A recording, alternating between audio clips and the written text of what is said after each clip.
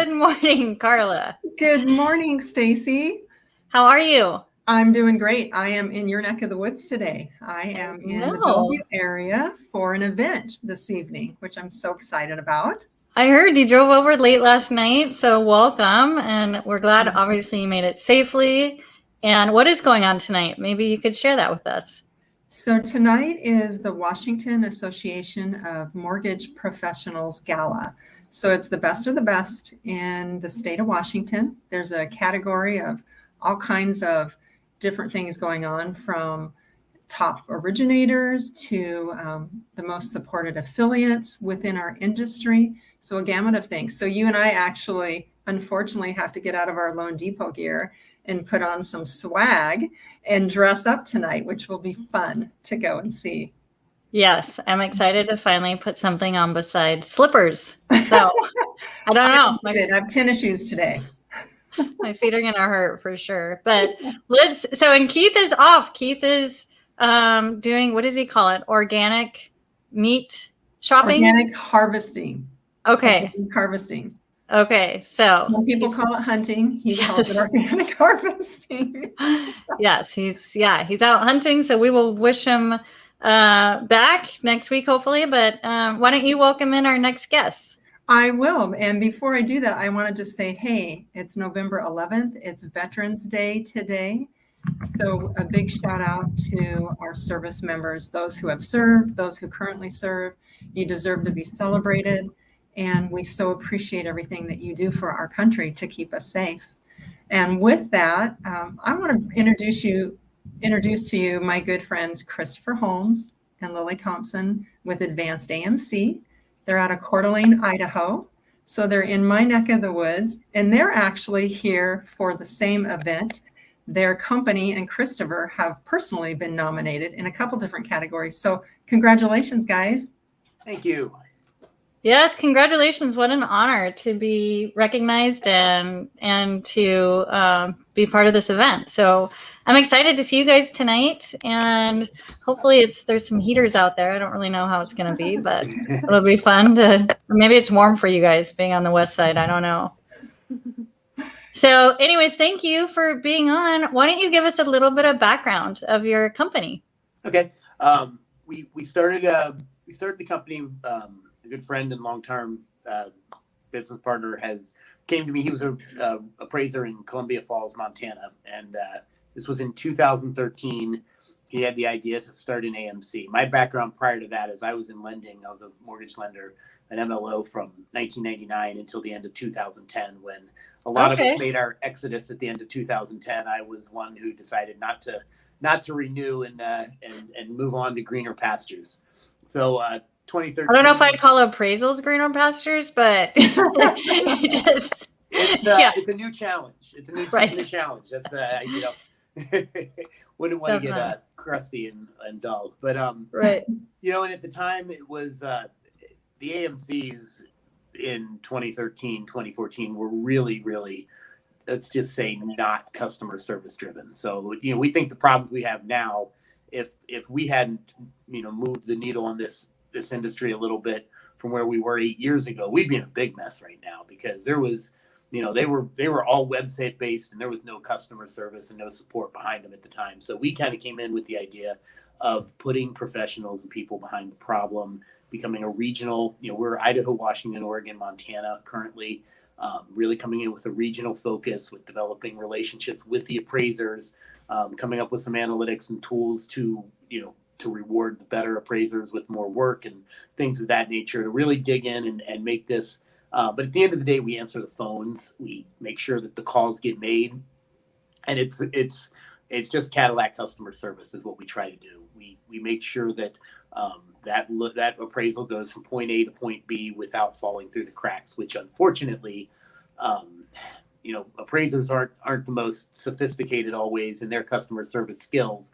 So we get loan officers who want everything today, and we get appraisers who will get to it when they get to it. And we have the less than enviable job of making the whole thing work and come through in a smooth package.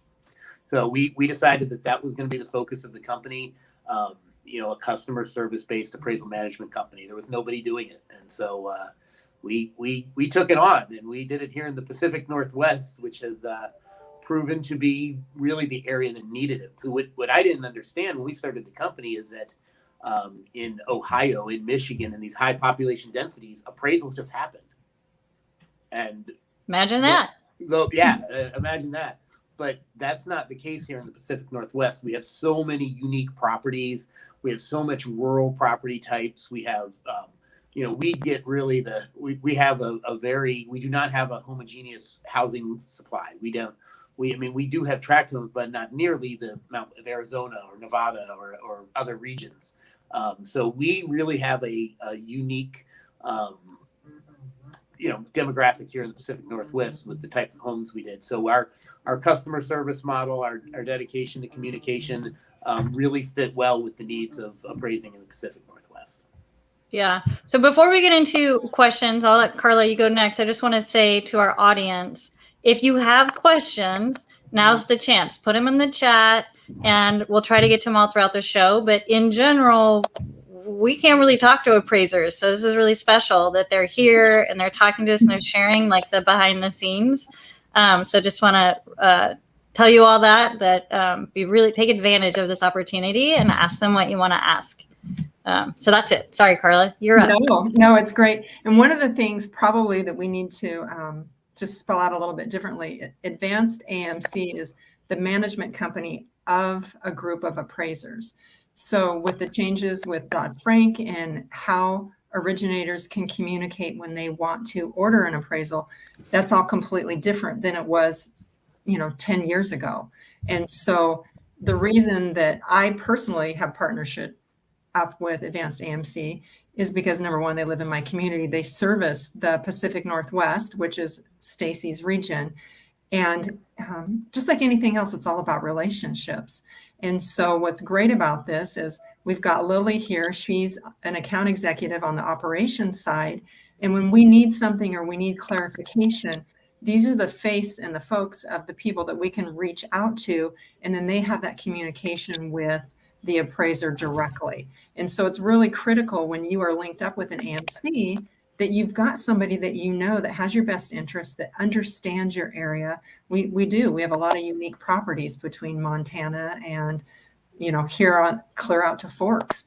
In the state of Washington, there's a lot of rural properties, there's farming properties, just unique things. And so you need to have a partnership with somebody who understands that. Talk a little bit about what's changed in the last 2 years with pre-COVID, COVID, how you've had to adjust your business, because at the same time, we had this huge adjustment in rates and everybody decided to refinance. How have you handled that process? What does that look like? Well, we've seen a lot of changes, obviously, in appraisal types and how inspections are completed. I would say if we go back to last year during the pandemic, the biggest change I would say is some of the forms, which we'll probably talk about a little bit later. They did sort of a hybrid 1004 form where it was like they waived the interior inspection, but you were still completing it on a 1004 form. It was kind of strange, but we'll talk about that a little bit later on. Big thing was actual inspections was very challenging. I personally had to talk to several borrowers last year and explain how the inspection happened. So we could kind of put their minds at ease a little bit because they were worried about having somebody obviously come into their home, especially if they were immune compromised, and were worried about anybody bringing illness or anything like that, especially when they're going and doing multiple houses, inspecting multiple houses throughout the day. So really just trying to work with our appraiser partners, and they worked with the borrowers, and we have so many phenomenal appraisers that we work with in the Pacific Northwest that were so good about not actually physically hand-holding, but helping those borrowers through that process so they could feel safe and feel comfortable having somebody come inspect their home. Because while we did have a lot of appraisal waivers last year, there were still those homes that required an interior inspection. So having those strong relationships with those appraisers to be able to make those borrowers feel comfortable and at ease during that process was a big hurdle, but I think we accomplished it really well. And even now, it's subsided a lot this year, especially with obviously vaccination and everything. But There are still some of those challenges out there in certain markets, but I think overall we've overcome it very well, and we've been doing really well with some of the pandemic changes in the last year. I think one of the most unique things, and this is kind of a side rail, but about the pandemic was, especially in the first 6 months or so, was the amount of grace that everybody showed to each other, professionally, personally. I kind of hope we would maybe ring the bell and get a little bit of that back. But it was one thing that we saw from our end, appraising properties, that people were a lot more flexible. They were giving. They were willing to work through the problem. And that helps. That's half the battle, is when you have everybody working in the same direction. Well, there were new things coming out all the time. There were constant changes with what's acceptable, what's not acceptable, what Fannie and Freddie will take because of the pandemic. And it was coming out so frequently. We were all just trying to stay on top of it and what was acceptable for the loan type. And so it's like he said, there was a lot of grace with each other, and I really appreciated how we all came together and were able to work through that together, understanding that there were also issues with, originators, loan officers working from home, and instead of actual physical location at the bank. So they were up against challenges. Appraisers are having to go into people's homes when people are feeling very uncomfortable. And then we're trying to mitigate the process. So I think, seeing that again would be just a great thing to continue, because it really helped make that process a lot smoother. And it really, as challenging as it wasn't as big of a hiccup as I thought it would have been. If somebody said you're going to be up against this next year, I would have been like, oh man, we got to start prepping for that. And we were all just scrambling, figuring it out as we went. And I still think we overcame it very strongly. Yes, I would agree. Yeah, the whole industry came together during that time. What are you guys seeing now? So initially in the pandemic was refi, and then we're like, oh man, we're also having a purchase rally at the same time, which I don't know if that's ever happened. What are you seeing now? Refi or purchase mainly? Purchase. Or both? Yeah. Purchase. And I think, with the appraisal waiver too on refis, you're getting a lot of the pressure is being relieved by PIWs, which is actually okay. We're okay with that because we simply can't handle the volume. It's just the truth about our industry is we're not armed for the amount of the volume of business that's out there right now. Yeah. So maybe explain that. Like, what happens when we place an order? Any company places an order and it's a purchase, and we're closing in 3 weeks, and we're in Forks. Just explain what happens. That's when you need advanced AMC. It right now the hot button is time, is speed. In another year it would be price, or we'd hope it's always quality. But the truth of the matter is that we are in everybody's backed up against deadlines, and that's the world we live in. So getting your orders in fast is a top priority. And communicating. Telling us out the gate, this is it. I got a close date in 3 weeks. I need this back ASAP, instead of, or not, people sitting on an appraisal. They go, okay, we want to close in 3 weeks. And then they don't order the appraisal for days, and it goes by. And then they go, oh shoot, I need to order this appraisal. And now we've lost time, very valuable time. So I'd say, everybody communicating, everybody jumping on it as soon as possible is going to, and working with a company who does well and doesn't sit on orders for a long time, because I've heard horror stories of other AMCs this year where they sat on an order for a week or two, sometimes just automated kicking it out to appraisers, and they're so busy, they're like, nope, they just ignore all those emails. So having people who actually specialize in getting the order assigned very quickly, within 24 hours for almost 90% of the orders, and then complex ones within 48 hours, and being able to provide quotes and communicate with you the whole time. It's, again, all goes down to communication. It's super essential in these really tight deadlines type market. How long, so the people watching us understand, how long does it take to appraise a home and write up the report? And let's say an average home. So don't picture a waterfront mansion, but just an average home. Yeah. Technology has really kind of helped these guys out. Again, neither Lilly nor myself are licensed appraisers, so we'll take a little card out. And so if any of my appraising partners lynch me for this one, I won't say. I would say a standard home with no challenges because everything's templated out.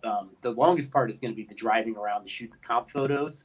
But I would say probably Data. 3 hours, 2 to 3 hours on a just cookie cutter, where you're not driving all over creation to get your comp photos, where you don't have to write a narrative, a War and Peace novel to explain why you had to adjust because there was no compare. That's the trickiest part, is the appraisers having to go out on the limb and really stand behind some of their adjustments that they make, because that's what we're just realizing. We're just relying on them to be professionals and their expertise to carry it home and substantiate values, and that's tough from underwriting. Sometimes that's a hard one to get, but when you live in the Pacific Northwest, where every house is different, every property is different, it's hard to get 3 comps that are exactly like the subject property. Yep. Unless you're in, there's ones I would say in that timeline too, down in I like to use Boise as an example because there are so many subdivisions in tract style housing. And that's pretty much what he's talking about is those extreme, you got a ton of comps out there. We don't, other than in those very specific markets, we don't really see that very often. So I would say, maybe 2 to 3 hours if you drink a Red Bull and sat down and at it. So like 2 appraisals a day would kind of be max for someone. I'm sorry, how many? Maybe 2 or 3 reports. Yeah, these guys work some long hours. I'll They tell do. you one thing. A lot of people say, "Oh, appraising, that's an easy gig." These are some of the hardest working hour logging people you're ever going to find. These guys are working through the night. We see the timestamps on the emails, and these guys put in some hours, especially these days. I think it's hard for people to understand how much volume happened in the last 2 years compared to just the amount of people, right? And you can't just go hire appraisers. You can't just I can't just be like, hey guys, I'd like to come to your side and be an appraiser. Yeah. It's not how it happens. So maybe you can explain to us how you can become an appraiser. We actually, there's a couple different entry levels. We're starting to see the barriers of entry drop. A few years back when around this time TRID happened, they really tightened up the requirements on it. And I might be misspeaking on the exact dates. It just seemed to me that was a similar time frame. But currently you need to become an apprentice trainee or a licensed appraiser. There are no real there's appraisal education requirements, but a lot of people were saying, well, you have to have a 4-year degree to be an appraiser. And that was kind of the hang up a lot of people were getting on. And that's not entirely accurate. If you have a 4-year degree, your education requirements are exempt and waived. If you have a 2-year degree in certain disciplines, the same thing happens. Otherwise, it's 30 credit hours in specific college level courses. Oh, I didn't know that. I'm one of the people that thought you needed a 4-year degree. Yeah. No, yeah. You Interesting. don't. It was for a while. It was a requirement for a while, but they did. He said, they've kind of wanted to make it easier for people to enter in there. So the associate's degree with some specified credits can work too. Looking probably I think it's like economics when I've talked to appraisers about it, and then probably some business courses, things like that, things that are really specific to what you'll be involved with. Then on top of that, you have the hard part is getting the trainees to find trainers out there because you're training your competition. So we're starting to see a lot of the good old days where apprentices can do appraisals and they get signed off by the trainer. That's really helping a lot. So by the way, that's a shameless plug if Loan Depot is considering making that change, because I think it's one of the things that will really help our industry alleviate this logjam.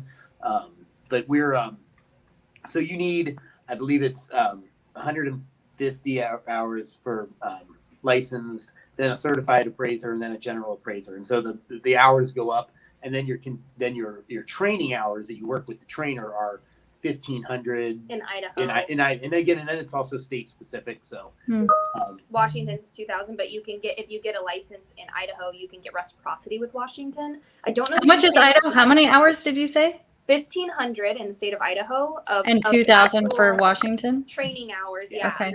under a certified appraiser, and then 2,000 in the state of Washington.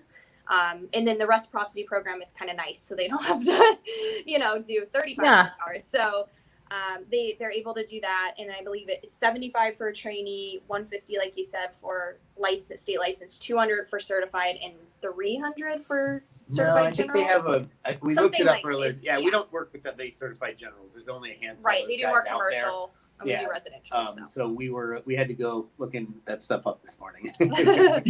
I've talked to him about it recently, but it does require. I mean, you can hear just from that, it requires quite a bit of education. It's not like a weekend warrior class and you're an appraiser. No, yeah, no, I don't think people realize how much we you are need. starting to see a higher level of entry into the industry, which is kind of nice. We needed it, and I think it's becoming just a respected job. It's a well-paying job because it's in such high demand that people are figuring it out. And so that's been good. We're starting to see a lot more appraisers taking on trainees. So that's really encouraging. We just yesterday were with a company, over here in Seattle area, and they're phenomenal about it. What did they have? 12 trainees. 12 trainees. Across the state of Washington. So that may not sound like a lot, but in adding that to the state of Washington at one time, if you get 3 or 4 classes of that a year, we're on the right track, I think, to having, it's not going to happen overnight, but I think we're on the right track to getting enough people into the industry. And I believe it was, I'll pull the statistic out of the top of my head, but it was the MBA conference that was about maybe a month ago. We're in San Diego. They discussed trainees, actually was a talking point there. And they did a study and they published about margin of error on reporting for certified appraisers versus trainees. And essentially the takeaway was I believe it was like 14.8% mistakes for trainees and 14.3% for certified resident. It was within 1% of each other of like margin for error. So with that study, it just exemplifies the fact that, they're not just sending people out there who, like I said, took a weekend warrior class and spent 6 hours in front of a computer, and now we're out inspecting people's homes and making valuation propositions. So it really does require a lot of education, and I think that really showed that well.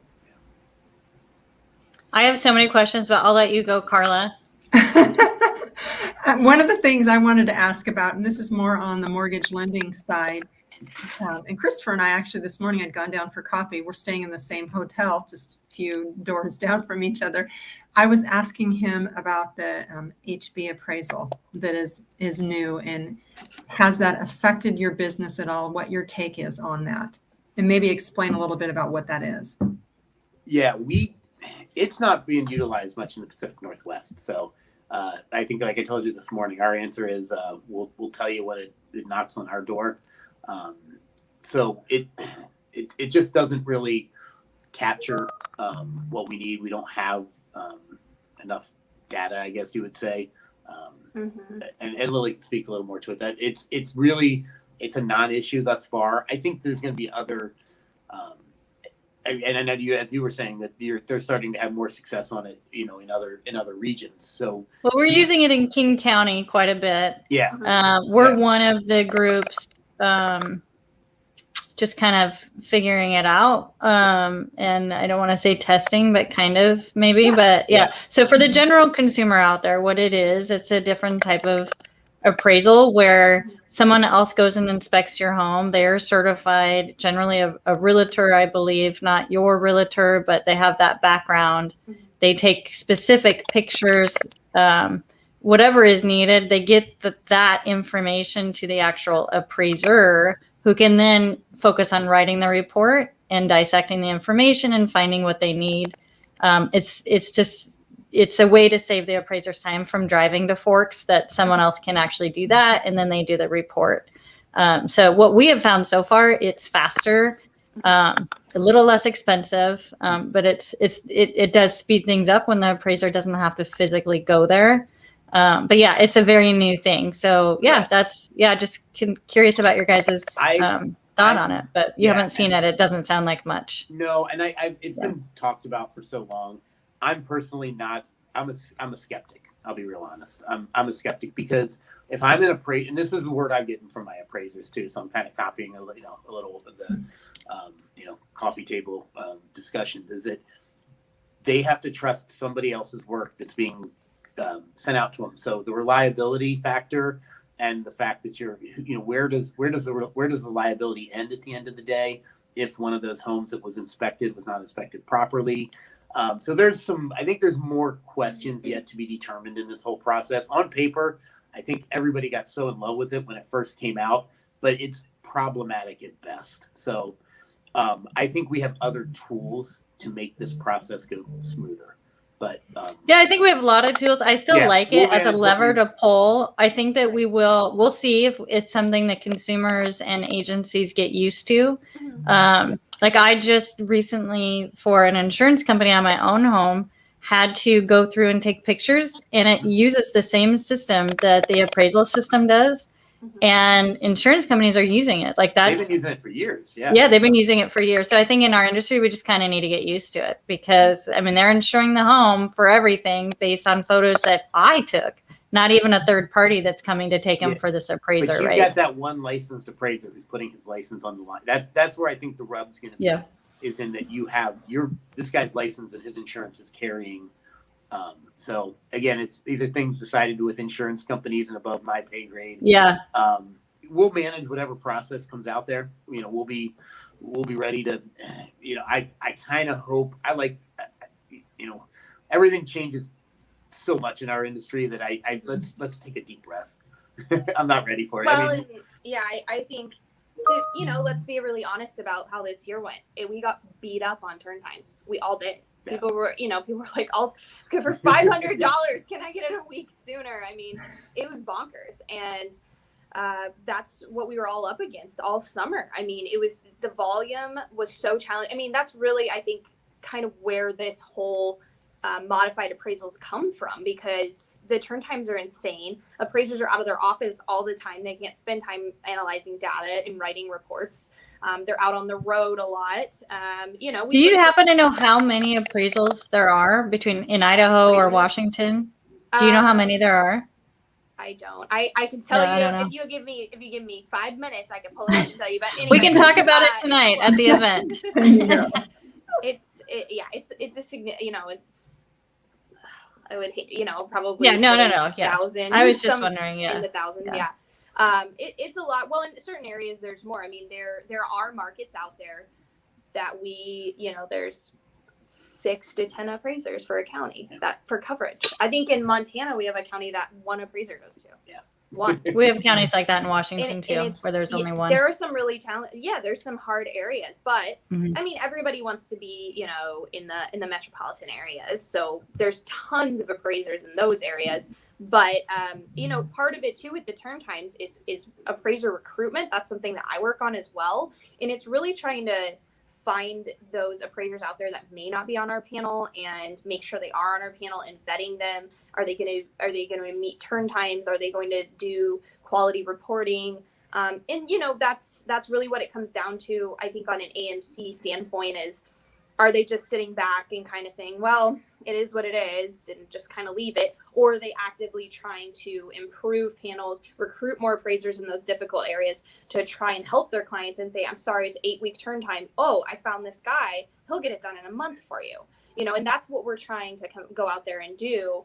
And I mean, ultimately, yes, it gives you a competitive edge, but it also is going to benefit our lending partners who are trying to get these closes done. And they've got all their documents, they've got everything together, they're ready to close this loan, and they're sitting there waiting weeks and weeks on an appraisal. I mean, that happened all summer long. The amount of rush requests we got was crazy. There were appraisers who told us, don't quote me for rushes, I can't do it. So really, I think when you put all those factors together, they're going to try to come up with something different to be able to expedite the process, right? And I think that's sort of where the birth of this idea has come from. Yeah, and I think we just have to always constantly try to be better and move your industry along. Otherwise, you get passed up by technology and other things. And so it's just evolution. I saw something the other day where they asked someone about Bitcoin or something, and he was like in charge of some bank. It's a name I should know, and I apologize, I don't know. But they asked him about it, and he said, I'm open to it. And they were shocked. They were like, why would someone at your level in this industry be okay with this? And he said, I remember when cell phones started coming out, and I thought that will never get a foothold Yeah. He's like, because why? Like there's payphones everywhere and we all have change. Like, why would you ever need a phone? I mean, and he's like, I mean, clearly I missed that. So how do you know, right? Like 70H might become a thing for refis. Like, we don't know. It's just something like to be open to, I think. Right. But we are actually at 30 minutes, if you can believe that. Holy So cow. I'm going to let Carla ask, do you have a final question, Carla? And then we can say goodbye and hang out tonight. Yeah. Any last little bits of nugget that you think would be good for us as lenders, consumers out there that we should know about Advanced AMC? Wow. Can you take that one? He's like, you didn't give me that question. I had that Yeah. teed up for you. A shameless plug opportunity. I like it. Yeah. You know, I think it's just good old fashioned work ethic. Pick up the phone, communicate, do the deal. That's what we are at Advanced AMC. You know, we are extreme customer service. We are in an industry that has a void of customer service, and what we're dedicated to is being the communication piece that needs to exist. And you know, without being the police department or you know the regulators, we make sure that it happens in a compliant environment and that things are done properly. So figuring out that balance of you know, making sure that everything moves smoothly. Nobody's going to always be happy, but the fact that we can communicate when there is a problem, things go wrong. We are working with the human element, and we always will be, because there's just certain aspects of this industry that will always need the human touch. You know, we are your people. we are the ones who we roll up our sleeves, we get on the phone, we make those calls, we track those emails. We have parties for the appraisers. Yeah, we appreciate them. We do have appraiser events, appreciation parties on a regular basis, because they are kind of, you know, we give them a bad rap a lot. These guys are, you know, they're kind of, everyone thinks they're doing their own thing. They've got a tough gig. It's especially with, I mean, it's insane. We had one gentleman just telling us the other day, he's like, I've sacrificed for a year now, a year and a half, my family, because it's great. We're making money hand over fist, but at what cost? I mean, these are people too. That's what we got to realize. We're not dealing with that. We're dealing with the human element. So have a little grace for these guys. Have a little patience, because they've got a kid that has to go to a football game or a soccer game too. And they're trying to have lives. Now they're being compensated very well in this day and age. So it's hard to be too sorry for them, but just realizing that we're all people working together in this process is the biggest thing. And so we're proud to be a partner with Loan Depot. Carla, I've worked with you for many years. It's it's been a great business relationship, and just knowing that we have that work ethic and that we have your best interest in mind, and that we will do everything and exhaust all possibilities to make sure that your work gets done.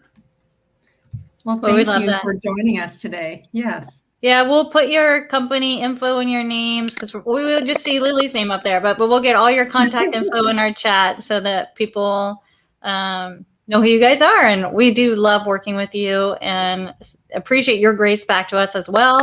It was quite a journey to get everything set up appropriately between us. But I know Carla and you guys work so well together, and maybe on the west side too, one of these days. But I'm excited to meet you guys. A quick segment for a shameless plug. Tonight we're support your industry, support your organizations. The Washington Association of Mortgage Professionals is very important to me. I'm involved in the Montana Association. We all need to do this together. So get out there, attend a golf tournament, go to a speaker meeting, listen to what's going on. These are really important things, and they're really helping build a stronger industry. And they're fun. And they're fun. I've done tons of them. Yeah, they're great ways to. They're great ways. And I don't roll my eyes and sigh when I have to go to another one. I have a lot of fun there. I've made a lot of good business partners and a lot of friends. So it's worth. That's great. Involved. Yeah, get involved. Yeah, thank you guys so much. Yep. Great. So I don't have access to controls. Keegan does. So normally at this point, we would pull you out of the show. I don't know if she's going to or not, but Carla and I will say goodbye. And Jay, I don't know if you saw Carla. Did you see Jay's thing in the beginning? He says, "Oh, how I miss you." Oh, no. So you'll have to. Yeah. Hi, Jay. We miss you too. Know. I got to see him yesterday. We'll figure that out. We're going to get Carla back in your studio, Jay. right? I would love that. Yes, absolutely. All right. Well, thanks, Carla, for being on today. And Thank you, I'm looking Stacey. forward to spending some time with you tonight. Absolutely. And Keith will be back next week. So Yep. always fun. All right. All everyone. right. Have a Take great care. day. All right. Thanks. Bye. Bye.